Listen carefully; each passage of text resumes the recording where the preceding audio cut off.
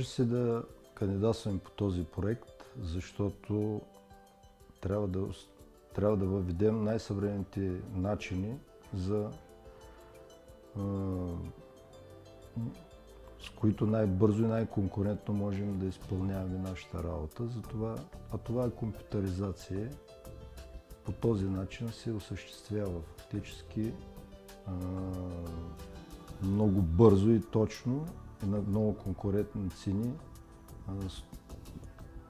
нашата дейност, така че ние ставаме атрактивни за много наши контрагенти с много по-добро качество и с много по-добра конкурентност като цяло.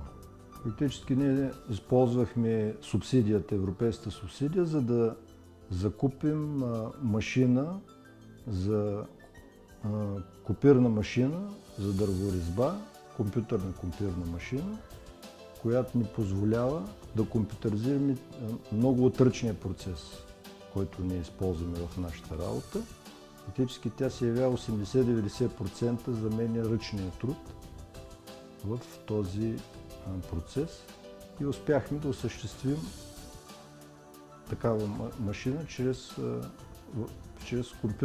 компютърна машина за копиране на дърворезба. Пантограф, така нарича.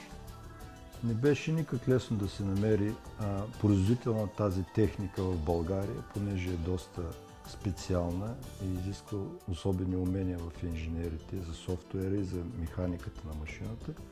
Но успяхме българска фирма да осъществи машината и постигнахме 100% от това, което желаехме да постигнем с модернизацията, с компютъризацията на тази машина, така че сме доволни, тъй като моделите, които се продават на външния пазар извън България, са с пъти по-скъпи от това, което ние успяхме да направим. Така че съм много доволен от постигнатото.